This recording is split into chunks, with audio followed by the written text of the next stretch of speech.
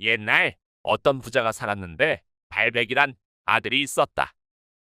그 부자는 금이야 오기야 아들을 보며 항상 하는 말이 있었는데 내가 살아있을 동안엔 너는 아무 걱정 말거라. 돈을 쓰면 한 번에 800냥씩 쓰거라. 그렇게 발백이는 정말로 나가 놀 때마다 800냥을 펑펑 쓰고 다녔다.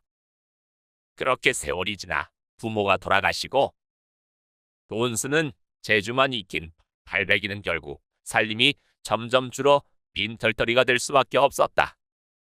내가 인생을 헛살았구나. 부모님의 재산을 다 날리는 재주만 있는 내가 한심하다. 내가 세상에 계속 살아봐야 뭔 방도가 있으리. 비루하게 사느니 스스로 죽어 없어지자. 마음을 독하게 먹은 발백이는 남 안 보는 곳에서 생을 마감하기 위해 밧줄을 챙겼다. 그리고는 깊은 산골로 들어간다. 그리고 경치 좋고 크고 튼튼한 나무가 있는 곳을 찾아 밧줄을 꺼내는데 그때 언덕 아래쪽에서 사람 목소리가 들린다. 팔배가, 팔배가, 뭐야? 이 산중에 나를 알 사람은 없는데 지인은커녕 사람이 살지도 않는 산중에서 자신을 찾는 소리가 들리자 어리둥절해진 발베기는 소리가 난 쪽을 쳐다봤다. 언덕 아래선 여린 여자 하나가 하얀 손을 하늘하늘 흔들며 올라오고 있었다. 험한 산길을 눈 깜짝할 새 올라온 여자는 달림 같은 얼굴을 지닌 젊은 아가씨였다. 팔배가. 돈 때문에 그리 쉬 죽으려고 하는 거 아니야. 그러지 말고 나랑 같이 가자. 내가 돈 구해다 줄게. 홀린 기분이 든 발베기는 왠지 따질 기분도 안 들었고 여자가 이끄는 대로 산길로 걸어 어느새 대궐 같은 기와집에 다다른다. 커다란 대문을 밀며 들어간 처자가 외쳤다. 손님 오셨다. 상다리가 부러지도록 차려 올리거라. 발베기는 구첩반상이 나오는 환대에 당황했다. 오랜만에 기름진 음식이라 염치불구하고 반찬과 밥그릇을 구멍나도록 벅벅 긁어내며 깨끗하게 비웠다. 아이고 배부르다. 얼마 만에 맛보는 괴기요. 좋다 좋아. 그리고 솜을 잔뜩 채운 비단그 침에 누워 이게 꿈인가 생신가 고민하다가 아침까지 푹 골아떨어진다. 다음날 발베기는 방 안에 차려 올려진 푸짐한 아침을 먹으며 오만 생각이 들었다. 내가 이미 죽고 어디 저승에 와 있는 것인가? 아님 귀신에 홀린 것인가? 그렇게 다 먹고 상이 치워지니 방문 밖에서 종들이 아가씨에게 인사 올리는 소리가 들렸다. 아씨, 밤새 평안하셨습니까? 방 안에 들어온 처자는 바로 팔배기에게 필요한 이야기를 꺼내는데 팔배가 돈이 얼마나 필요하니? 아, 그게 아무래도 800. 그 800냥은 있어야 하지 않겠소? 그래, 좋다. 팔배기는 급한 대로 내뱉은 말이었지만 자신이 생각해도 염치 없었다. 처자는 군말 않고 정말로 800냥을 떡하니 안겨주는 게 아닌가? 갑자기 생긴 큰 돈을 가지고 밖으로 나온 팔배기는 곰곰이 생각했다. 예전에 흥청망청 써댄 800냥이 이리도 무거웠구나. 이 돈을 내가 예전처럼 쓰면 안 되겠지. 이걸 어쩐다. 그렇게 생각하며 산을 내려오니 그새 민가가 보였고 팔배기는 생각을 했다. 그래, 이 돈을 의미 있게 써보자. 그동안 술과 노름, 여자에게만 펑펑 썼지. 값지게 써본 적이 없구나. 팔배기는 마을을 돌며 한눈에 보기에도 궁핍해 보이는 집을 찾아가 돈을 나눠줬다. 부유한 생활과 가난한 생활을 다 해본 그였기에 어느 집에 당장 얼마가 필요할지 대강 눈대중이 되었다. 이른 아침부터 늦은 오후까지 그런 식으로 마을을 돌며 돈을 빈민들에게 나눠줬는데도 돈이 스무냥이 남았다. 팔배기는 그 돈을 고스란히 산속에 기와집에 가지고 간다. 팔백이 이제 왔니? 얼른 씻으렴. 밥상 준비하라 할게. 팔백이를 반갑게 맞이한 처자가 구첩반상에 저녁을 차려 올리고 그릇을 다 비운 그에게 물었다. 그 800냥 다 쓰고 돌아왔니? 아니요. 한 20냥은 남아서 도로 가지고 왔소만. 그럼 내일은 그 20냥까지 합해서 800냥이 필요하니? 아님 새로 800냥이 필요하니? 팔백이는 잠시 생각하다 말하는데 이 20냥까지 해서 800냥을 주시겠소? 그래 알겠다. 돈을 받아든 팔백이는 그 다음 날 다른 마을로 갔고 똑같이 빈민들에게 돈을 나눠줬다. 그런 식으로 항상 800냥을 처자에게서 받은 팔백이는 점점 더 먼 마을로 갔고 며칠이고 있다 돌아오기를 수 차례 어느덧 계절이 바뀌고 가을이 왔다. 어느 날 저녁 한참 만에 돌아와 쉬는 팔백이에게 처자가 돈을 주는 대신 부탁을 해오는데 이제 우리 고향에서 별을 거둬들이거든. 원래는 다른 사람을 수보했는데 이번엔 800이가 가서 좀 도와주면 좋겠다. 말을 마친 처자 곡식 종자 한 꾸러미를 비롯해 손수 이것저것 바리바리 짐을 싸줬다. 가면 한 달은 걸릴 텐데 일 잘해라. 거기 살긴 좋은 데니까 마음에 들면 거기서 살아도 되고. 불만 없이 고개를 주걱거린 팔백이는 다음 날 처자의 고향 마을에서 마중 온 짐꾼과 길을 떠났다. 처자의 고향 마을에 도착한 팔백이는 험하게 부려지 각오를 하고 왔는데 와서 보니 외지인인 자신한테 마을 사람들이 너무 잘해줘 시간이 가는 줄도 몰랐고 사람들과 어울리며 일도 성심껏 도왔다. 그리고 한 달이 거의 지났다. 일을 끝마친 팔백이는 여기 눌러 살라는 마을 사람들에게 인사하고 서둘러 처자의 집으로 향하는데 며칠을 열심히 걸어 이제 한 고개만 넘으면 처자의 기와집에 도착하려는데 팔백이 눈앞에 저 고개 밑에서 한 노인이 손짓을 하는 게 보인다. 여 팔백이. 자네가 저기 저 산속 기와집에 산다는 그 팔백이 맞는가? 예, 그렇습니다만. 니신지? 자네 소문은 좀 들었네. 그래, 그 큰 집의 아가씨가 돈을 주고 자네는 마을들을 돌며 사람들을 도왔다고? 소문이 크게 났군요. 전 별로 한 게 없습니다. 겸양 떨고 없네. 나이를 먹으면 눈과 귀가 다른 쪽으로 밝아지게 마련이니.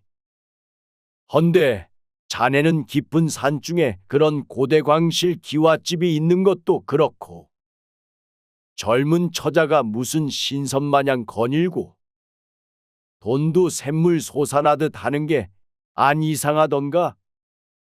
무슨 말씀을 하시려는 겁니까?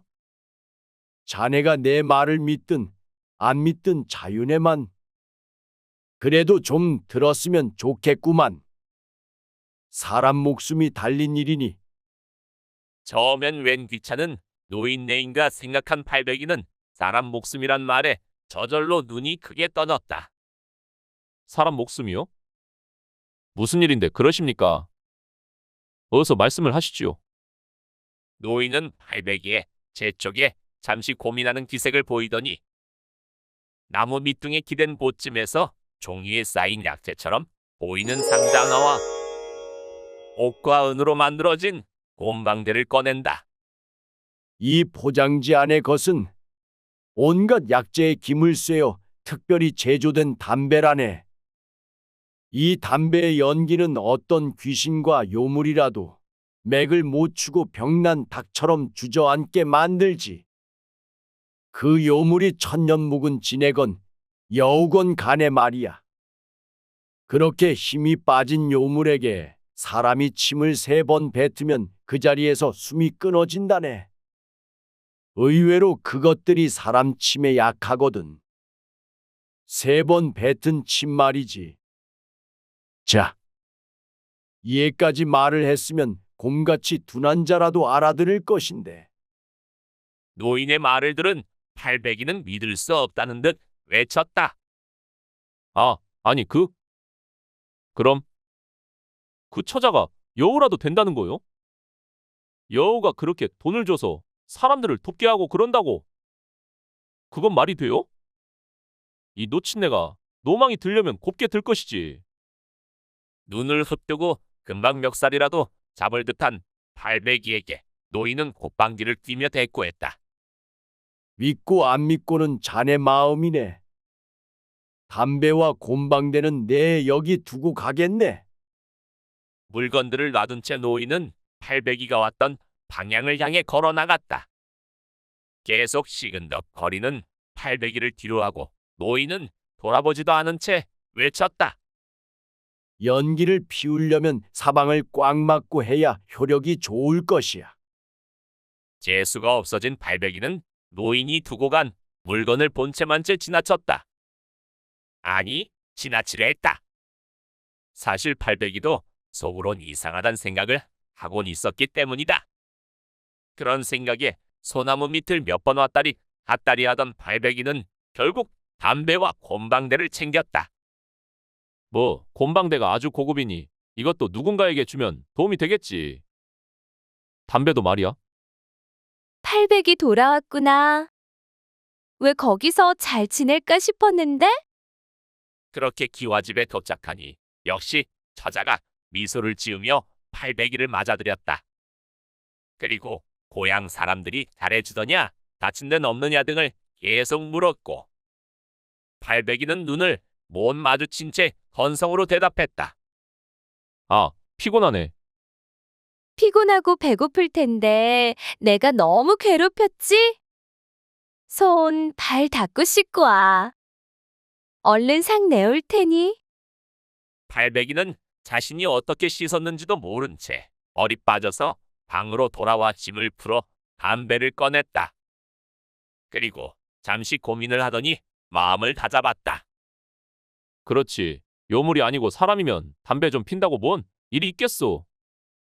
하지만 만약 천년묵은 여우라면 얼마 안 가 기척이 들리고 방 안으로 사내 진미들이 상에 차려져 들어왔다. 종들을 대신해 처자 자신이 직접 차렸다. 팔백이는 종들이 문을 닫고 나간 뒤 열심히 상 위에 찬들을 놓는 처자를 보며 미리 담뱃잎을 채운 곰방대에 부싯돌을 당겼다.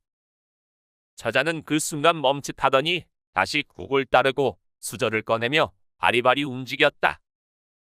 한숨 돌릴 짧은 새에 구름처럼 무럭무럭 쏟아난 연기는 온 방 안을 자욱하게 채웠고 찬을 다 차린 처자는 몸을 못 가누고 병든 닭처럼 고개를 떨군 채 꾸벅대기 시작했다.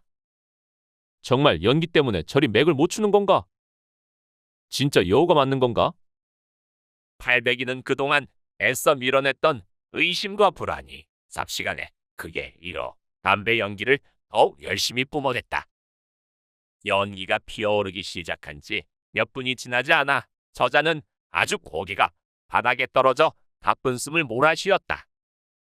그렇게 힘이 빠진 요물에게 사람이 침을 3번 뱉으면 그 자리에서 숨이 끊어진다네. 의외로 그것들이 사람 침에 약하거든. 3번 뱉은 침 말이지. 팔백이는 노인의 말이 떠올랐다. 마음을 굳게 먹고 다가간 팔백이는 길진한 처자의 얼굴을 잠시 바라봤다. 그리고 벌떡 일어나 창문과 방문을 열어 제끼고 담배 연기를 꺼버리곤 입안에 고인 담배찐 침을 창밖으로 칵! 퇴! 하고 세차게 뱉어버렸다. 담배가 오죽 독한지 한번 뱉자 가래가 계속 올라와 연거푸 2번을 더 뱉어냈다. 일단 문이 열리자 찬바람이 방 안으로 들어와 연기들을 걷어갔다. 연기가 거치자 처자가 정신을 차리고 저만치 등을 돌린 채 주저앉아 팔백이를 바라보며 말했는데 팔배가 왜 날 끝장을 안 봤니? 생각해보니 난 옛날 목을 매달아 죽은 거고 여기 있는 건 귀신이나 마찬가지 아니냐. 이미 내 목숨이 내 것인데 내가 여우라 해도 은인 얼굴에 침을 뱉는 짓을 하면 정말로 난 아버지 뵐 면목이 없어지는 거다. 저자는 그런 팔배기를 많이 쳐다보다 밖으로 나갔다. 그리고 팔배기는 앉은 채로 있다. 그대로 잠들어 버렸다. 그리고 다음날 팔배기는 벌떡 일어나 방 주변과 자기 몸을 둘러봤다. 다행히 가슴에 구멍이 뚫려 있지도 집이 폐가가 되어 있지도 않았다. 다만 어제 내왔던 밥상만 치워져 있었다. 그리고 이제 어쩌나 고민하는 팔배기에게 문 밖에서 저자의 목소리가 들려왔다. 팔배가 이제 일어났니? 나 들어가도 되는 거지? 그래, 일어났으니 들어와라. 죄인처럼 기가 죽은 팔배기에게 처자가 말하는데 팔배가 오늘도 돈을 줄게. 대신 오늘만큼은 다른 사람들에게 쓰지 말고 내 물건을 사와줬음 한다. 무슨 물건? 옷 한 벌 넣을 적당한 옷함이면 돼. 그리고 내가 한 가지 부탁이 더 있는데 이건 그냥 듣기만 하고 무시해도 되는 거야. 처자의 얘기를 들은 팔배기는 저자에 나갔고 가장 좋아 보이는 옷함을 고르고 웃돈을 얹어주고 구입한다. 그리고 처자의 또 다른 부탁을 들어주려고 기와집 뒤쪽으로 난 길을 향해 올라갔다. 처자의 집에서 얼마 떨어지지 않은 그 뒷길 한가운데에 기이한 것이 누워 있었다. 그건 웬만한 능구렁이보다 몇 배는 큼직한 시커먼 지네였다. 아니 세상에. 무슨 지네가 이렇게 크단 말인가? 알고 보니 그 지네가 바로 팔배기에게 담배를 건넨 노인이었고 그의 정체는 전혀 묵은 지네였건 것이다. 여우와 지네는 이 산을 두고 주인 자리를 다투는 경쟁 관계였었다. 여우 아가씨가 처음 팔배기를 도왔던 것은 산신령이 되기 위해선 공덕이 필요했기 때문이다. 그리고 천년지네는 하필 어제 저녁 동태를 살피러 집 뒤에 와 있다가 팔배기가 창밖으로 3번 뱉은 침. 그것도 담배진이 독하게 고인 침을 맞아버려 힘을 잃고 여기서 버르적대고 있는 것이다. 노인장. 이는 노인장의 업보이니 날 원망치 마오. 팔배기는 품에서 아가씨가 건네준 옷반지를 꺼내 지네의 등 위로 던졌다. 지네는 반지가 등에 닿자마자 아르르 떨더니 그대로 뒤집어져 배를 드러내고 작게 쪼그라들었다. 숨이 완전히 끊어진 것이다. 팔배기는 보통의 지네가 된 노인의 몸을 양지 바른 곳에 묻고 돌을 쌓아 극락왕생을 빌어주었다. 집안에 들어온 팔배기는 옷함을 건네주고 처자에게 물었다. 당연히 옷을 담으려고 사오라 했겠지만 대체 무슨 옷이길래 따로 옷함을 사오라 한 것이냐? 보면 안다. 처자는 팔배기를 자신의 방으로 안내했다. 그리고 이불 밑에 숨겨놨던 모피를 꺼내 보였다. 내가 천년된 여우인 건 알지? 이게 내가 벗어놓은 여우털이야. 이제 난 이걸 옷함에 넣어 아주 깊숙이 봉인해 다신 여우가 되지 않으련다. 산신령 같은 건 이제 미련 없고 아주 사람이 되어서 너랑 백년해로 할 거다. 너도 나랑 같이 살 거지? 그래? 그러자꾸나? 그렇게 팔배기는 사람이 된 여우 아가씨와 오래오래 행복하게 살았다고 한다.